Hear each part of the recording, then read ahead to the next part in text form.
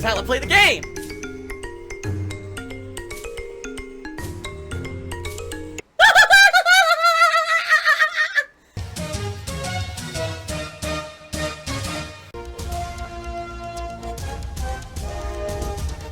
Oh my god! What the fuck? Oh my god. Whoa.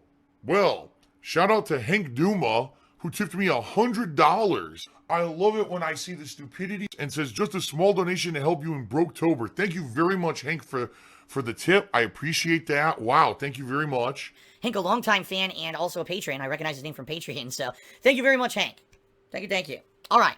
Good job. Thanks for the money. You're stupid. Devour. Dean Jones, he asks, Phil, do you think with the experience that you've gained over the years playing and reviewing many types of video games, that you would be qualified enough to get into gaming journalism? The answer is yes. Well, time to ban an idiot. By the way, please, mods, I see there are mods here. Please keep your eyes open. From Yak Almighty, he asks, what was the moment in life that you were hurt the most? Honestly, this will be a sad answer, but, you know, it'll be an honest answer, all right? I'll be honest. I'll dish it out for you. There were 2 times in my life that I was hurt the most, all right? The first was when I mean, you know, I hate to say it, but betrayed by my longtime, who I thought were my friends, John Rambo and Howard. Who, over the years, you know, I did many things with. I hung out with them as well as made video content for YouTube with them, went to tournaments with them, traveled to conventions with them, and not once ever, I'm serious, during that period of time, except for one exception, where John Rambo actually had issue with one thing that I said, and we talked about it like men, and we hashed it out, and we agreed it was in the past. Not once did they ever say they had issue with me, that I did something wrong, that I was a bad friend, none of that. Then I move across the country, okay, to Washington, and a year and a half later, after I move across the country, after trying to retain contact with them and not hearing from, in particular from John Rambo, who really was my closer friend. Howard was more of an acquaintance. He would join us for stuff every once in a while, but he wouldn't necessarily be like a main focal point of stuff that I was doing. It was John I hung out with a lot more. Every week, John would come over and make videos and stuff, and we'd shoot the shit. It was stuff behind the scenes of what we were doing for YouTube. That was, you know, personal stuff that we would talk about. Okay. So a year and a half after I moved across the country, in particular, John Rambo, to make a video out of nowhere. The other thing was, it wasn't like he contacted me and said, Phil, I got a lot of shit, grievances against you, and I want to make a video about it. Nothing, no warning, makes a video with him and Howard basically just kind of blowing up, talking about all these things, negative things that I had done and how I'd been a bad friend to them over the years and stuff, that they never addressed with me. Because here's the deal, folks. Honestly, I wouldn't have been hurt one piece at all if that was stuff they had said to me first, so I was aware of it, and I was at least given an opportunity to fix what I was screwing up, or, you know, to not be doing the things that were annoying them. But the fact that for years I had known these guys, all the stuff I'd done with them, right? I mean, it's documented. How many thousands of videos with them did I make, right? That they had all this pent-up resentment hidden inside of them that they never stood up and said to my face and even addressed ever. And then, of course, the internet makes me a villain and says, oh, Phil's a horrible person. Here's the proof. Here's a video from his 2 closest friends who say he's a terrible person. You think I'm the villain? Go fuck yourself. But what you gotta understand is, I was never told that I was doing anything wrong. So if you're not told that something is hurting someone, or that someone has issue with you, or they wish that you would do something better, you can't change for the better. And that was the problem that I had with the whole situation, right? Is that I didn't know these things were going wrong. And if you don't know, you can't fix it. And so for me, when that video was released, was one of the most hurtful things that ever happened to me in my entire life, because these are guys who, at least I would say, Howard, again, not so much I was always close with him, but John, I mean, for years, this is a guy who I had given life advice to. He had given me life advice. We helped each other out over the years with personal shit behind the scenes besides the YouTube videos.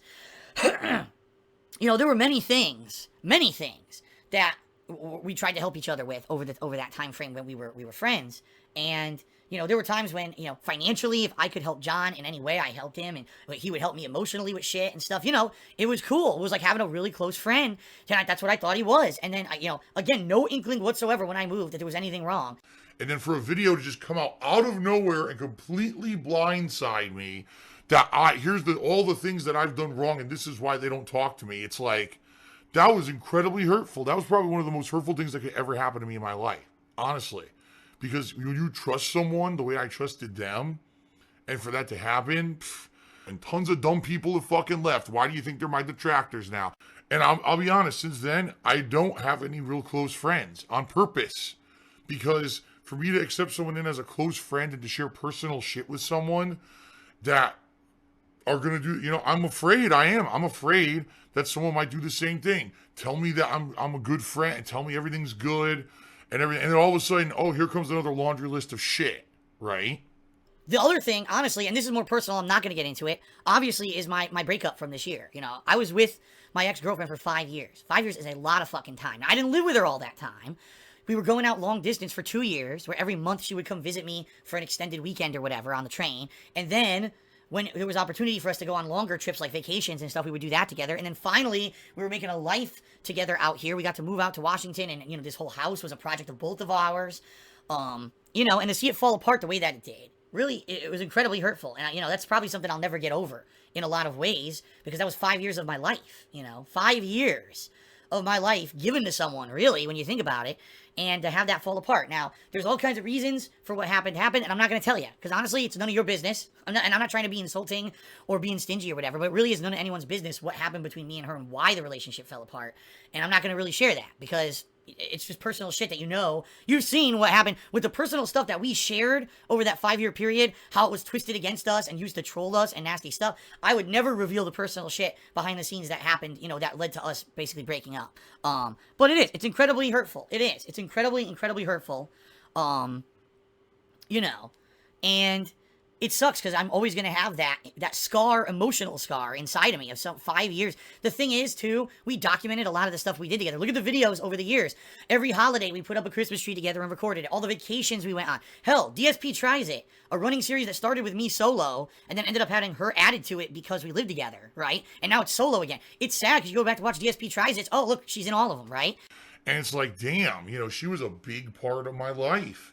And to have that gone is just incredibly hurtful, all right? So those are the two things, definitely. Those are the two things. The final question is from Hero20, and he asks, are you planning on playing more of Marvel vs. Capcom Infinite? Ladies and gentlemen, if the CEO of Capcom, if Ono, Yoshitoro Ono, whatever the fuck his name is, walked into my office right now with a giant sack of money, I need that money, I really do, I need that money, and said, Phil, if you play Marvel vs. Capcom again, I will give you this, and it will solve all your financial troubles, and it will, you know, put you basically in a situation where you're good for life, and you won't ever have stress ever again. Yeah, if you play Marvel vs. Capcom again, I would turn to them, matter-of-factly, honestly, I would stare them right in the eye, and I would say, give me that goddamn bag of money. Anything for this, right? Yes, I'll play that fucking game, but since that's not going to happen, no, I'm not planning on playing Marvel vs. Capcom Infinite ever again. The game fucking sucks. I prefer a penne. Oh! Easy to eat. Oh! Phil's a faggot. Phil's fat. Phil's a loser. Phil's a beggar. I have a micro penis.